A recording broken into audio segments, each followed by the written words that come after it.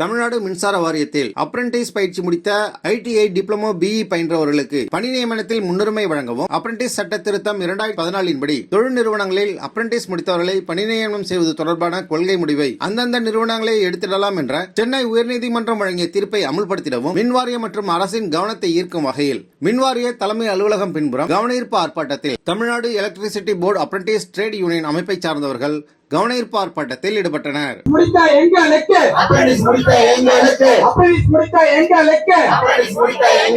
பணி நியமனத்தில் முன்னுரிமை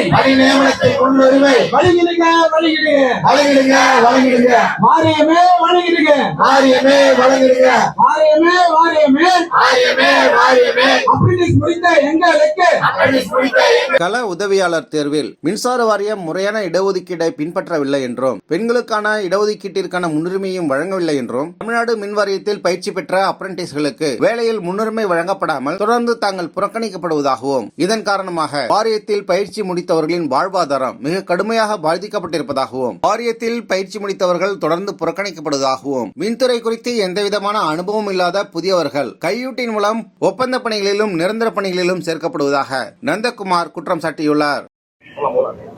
Tamil Nadu electricity board apprentice trade யூனியனுடைய மாநில பொதுச் செயலாளர். என் பேர் நந்தகுமார். இன்றைக்கி 7/7/2025 அன்றது இன்றைக்கி மின்சார வாரியத்தினுடைய தலைமை அலுவலக பின்புறம் மின்சார வாரியத்தில் அப்ரண்டிஸ் பயிற்சி முடித்தவர்கள் தொழிற்சங்கத்தின் சார்பாக வேலை வாய்ப்பில் முன்னுரிமை தரக்கோரி இந்த கவனஈர்ப்பு ஆர்ப்பாட்டத்தை எடுத்திருக்கிறோம். இந்த கவனஈர்ப்பு ஆர்ப்பாட்டத்தில் மின்சார வாரியத்தில் அப்ரண்டிஸ் பயிற்சி முடித்தவங்க ITI டிப்ளமோ BE எல்லாம் இருக்காங்க. இதில் நீங்கள் பார்த்தீங்கன்னா இப்போ டிப்ளமோ மற்றும் BE ரெண்டு பேர்த்துக்குமே TNPC மூலிமா தேர்வு கொடுத்துட்டாங்க. அடுத்தபடியாக கள உதவியாளர் தேர்வு மின்சார வாரியத்து மூலிமா தேர்வு பண்ணியிருக்காங்க. என்ன இதில் விஷயம் பார்த்தீங்கன்னா, வாரியத்தில் பயிற்சி முடித்தவங்களுக்கு தொடர்ந்து இடஒதுக்கீடு அளிக்காமல் தொடர்ந்து புறக்கணிக்கப்பட்டு வருகிறது. இந்த புறக்கணிப்பின் காரணமாக வாரியத்தில் பயிற்சி முடித்தவர்களுடைய வாழ்வாதாரம் கேள்விக்குறியாக இருக்குது. அதுக்கப்புறம் மெயினாக நீங்கள் பார்த்தீங்கன்னா, இந்த பெண்களுக்கான 33% இடஒதுக்கீடும் இதனால் பெண்களுக்கு இது கிடைக்காம இதனால் பாதிப்புள்ளாக இருக்குது. வாரியத்தில் பயிற்சி முடித்தவங்க தொடர்ந்து புறக்கணிச்சுட்டு வந்துட்டு இருக்காங்க. இன்னொன்று நீங்கள் பார்த்தீங்கன்னா, இன்றைக்கி தொழிற்பயிற்சி நிலையங்களாகட்டும், பாலிடெக்னிக் கல்லூரிகளாகட்டும், இந்த கல்லூரிகளெல்லாம் பார்த்தீங்கன்னா மாணவருடைய எண்ணிக்கை தொடர்ந்து குறைவாகவே காணப்பட்டு வருகிறது. அதற்கு என்ன காரணம் நீங்கள் பார்த்தீங்கன்னா, அரசு தொழிற்பயிற்சி நிலையங்களில் படித்தவங்க அரசு துறை சார்ந்த நிறுவனங்கள் பயிற்சி முடிக்கும்போது அவங்களுக்கு இடஒதுக்கீடு வேலைவாய்ப்பு தமிழக அரசின் மூலமாக வழங்கப்பட்டு வந்தது. இது தொடர்ந்து நிறுத்துவதனால் தொழிற்பயிற்சி நிலையங்களில் மாணவருடைய எண்ணிக்கை குறைவாக இருக்குது. இது தமிழக முதல்வருக்கு அவருடைய கவனத்துக்கு எடுத்து சொல்லணும். இன்னொன்றுன்னா, வாரியத்தில் பயிற்சி முடித்தவங்க எல்லாருமே இன்றைக்கி வாழ்வாதார கேள்விக்குறியாக இருக்குது. நீங்கள் இதில் மெயினாக பார்த்தீங்கன்னா, மின்சார வாரியத்தில் தொடர்ந்து இந்த அப்பண்டிஸ் ஆக்ட் சட்டப்பிரகாரம் 2017-14 வாரியம் கொள்கை முடிவு எடுக்க சொல்கிறாங்க. அந்த கொள்கை முடிவில் பார்த்தீங்கன்னா கோர்ட் கொடுத்துருக்காங்க. இப்போ ITI படித்தவங்களும் ட்ரைனிங் முடித்தவங்களும் மின்சார வாரியத்தில் 2 பேர் சரிசமமான மதிப்பெண் இருந்தால் வாரியத்தில் பயிற்சி முடித்தவங்களுக்கு முன்னுரிமை கொடுக்குறாங்க. ஆனால் இந்த முன்னுரிமை ஆனால் தமிழக முதல்வர் 28/12/2023 அன்றைக்கி பார்த்தீங்கன்னா தமிழக முதல்வர் ரயில்வே துறையில் மற்றும் NLCயில் அப்ரண்டிஸ் பயிற்சி முடித்தவங்களுக்கு இடஒதுக்கீடு வேலைவாய்ப்பு 20% கொடுக்கணும்னு சொல்லி தமிழக முதல்வர் அறிவிக்கிறாரு. இன்றைக்கி மாநில கவர்மெண்ட் ரயில்வேல 33,000 காலி பணியிடங்கள் எடுக்கிறாங்க. அதில் 6,000 பேர் அதில் ட்ரைனிங் முடித்தவங்க எல்லாருமே இன்றைக்கி வேலைவாய்ப்பு கிடைச்சி உள்ளே போகிறாங்க. நீங்கள் இதில் மெயினாக பார்த்தீங்கன்னா 2008 இதில் பார்த்தீங்கன்னா 2008 கலைஞர் ஐயா முத்தமிழ் அறிஞர் கலைஞர் முதல்வராக இருக்கும் பொழுது மின்சார வாரியத்தில் ஆற்காட்டார் அமைச்சராக இருந்தார். அப்போ வாரியத்தில் பயிற்சி முடித்தவங்களுக்கு வேலைவாய்ப்பில் முன்னுரிமை கொடுத்துருந்தாங்க. இது நாங்கள் மென்ஷன் பண்ணி நம்ம வாரிய தலைவர் சேர்மன் அவர்களுக்கு நாங்கள் கடிதம் கொடுத்துருந்தோம். கடிதம் கொடுத்து இது ஒவ்வொரு டைமும் போகும்பொழுது சொல்லும் பொழுது அதற்கான சரியான பதில் வர்றதில்லை. இன்னொன்றுன்னா, போகிற டைம் ஏதோ ஒன்று சொல்லி தான் அமுச்சு விட்றாங்க. ஆனால் கலைஞர் இந்த திட்டத்தை ஏற்படுத்தி கொடுத்தாரு. வாரியத்தில் பயிற்சி முடித்தவங்களுக்கு இடஒதுக்கீடு கொடுக்கணும்னு சொல்லியிருந்தாரு. தொடர்ந்து இது புறக்கணிக்கப்பட்டு வருகிறது. நீங்கள் இதை பார்த்தீங்கன்னா, அது மாத்திரம் இல்லாமல் ஒவ்வொரு இது பார்த்தீங்கன்னா, இப்போ TNPCயில் ஒரு இது பண்ணியிருக்காங்க.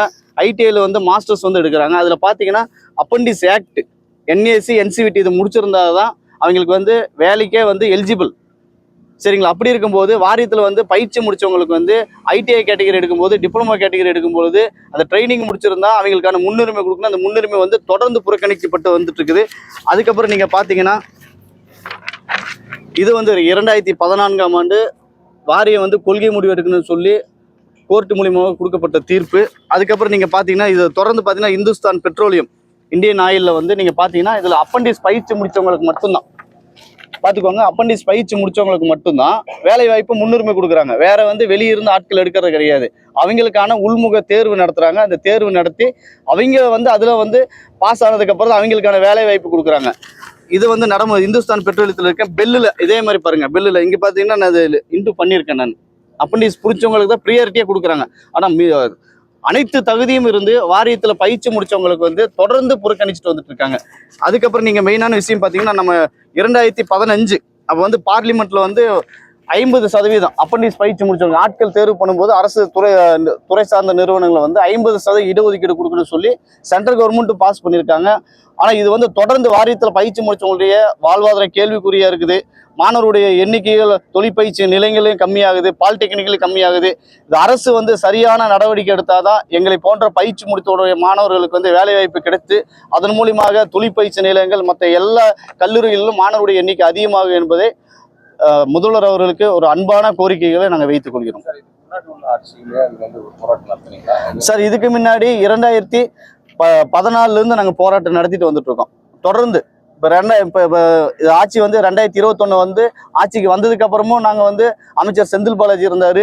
அவர்கிட்ட சென்று வந்து நாங்கள் வந்து அவர் சந்திச்சு பேசியிருக்கோம். அவர்கிட்ட வந்து முறையாக கடிதங்கள் கொடுத்துருக்கோம். தொடர்ந்து பண்ணுறேன்னு சொல்கிறாங்க. ஆனால் இது நிறைவேற்றாமல் தொடர்ந்து வந்து எங்களை புறக்கணிச்சிட்டு இருக்காங்க. ஏன்னா இது வந்து கலைஞர் ஏற்படுத்தி கொடுத்தது. அதனால வந்து எங்களுக்கு கலைஞரையை ஏற்படுத்தி கொடுத்ததை வந்து அது வந்து ஸ்டாப் பண்ணாமல் எங்களுக்கு வாரியத்தில் பயிற்சி முடிச்சவங்க இடஒதுக்கீடு வேலை வாய்ப்பு அளிச்சா மிகவும் பயனுள்ளதாக இருக்கும். தொழிற்பயிற்சி நிலையங்களில் மெயினாக மாணவருடைய எண்ணிக்கை அதிகமாகும். சார் 2010 முறையில் பண்ணியிருக்காங்க சார்.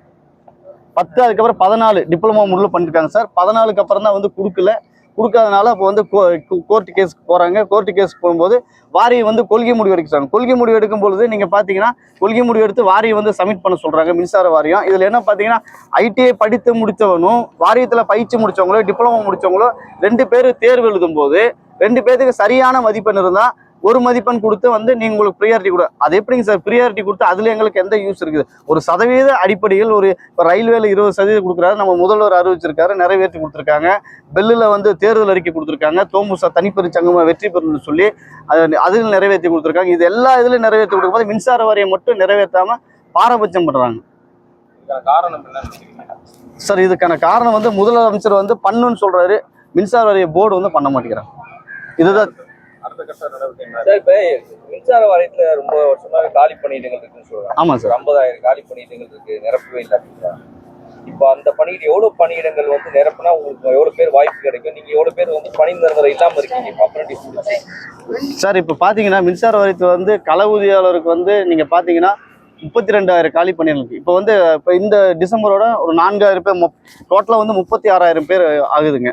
வந்து லாஸ்ட் டைம் வந்து 10,200 மின்சார வாரியத்தில் அப்ரண்டிஸ் பயிற்சி பெற்ற தங்களுக்கு முன்னுரிமை வழங்கப்பட வேண்டும் என்றும் முறையான இடஒதுக்கீட்டை கடைபிடிக்க வேண்டும் என்றும் தமிழக மின்வாரியம் தங்களின் கோரிக்கைகளை ஏற்று உடனடியாக தங்களின் வாழ்வாதாரத்தை காப்பதற்காக தங்களின் பணி உரிமைகளை பாதுகாக்க முறையான இடஒதுக்கீட்டையும் பெண்களுக்கான முன்னுரிமை மற்றும் மின்சார வாரியத்தில் பயிற்சி பெற்ற அப்ரண்டிஸ்களுக்கான முன்னுரிமை ஆகியவற்றை கடைபிடிக்க வேண்டும் என வலியுறுத்தி இந்த கூட்டத்தில் கோஷங்கள் எழுப்பப்பட்டது. தமிழகம் முழுவதிலுமிருந்து வருகை தந்திருந்த சுமார் 700க்கும் மேற்பட்டோர் இந்த கோரிக்கை கவனஈர்ப்பு ஆர்ப்பாட்டத்தில் கலந்து கொண்டனர். Tamil Nadu electricity board apprentice trade union அமைப்பை சார்ந்த தலைவர் மகேந்திரன், பொதுச் செயலாளர் நந்தகுமார், பொருளாளர் குருமூர்த்தி ஆகியோர் இந்த கோரிக்கை கவனஈர்ப்பு ஆர்ப்பாட்டத்தினை ஒருங்கிணைத்திருந்தனர்.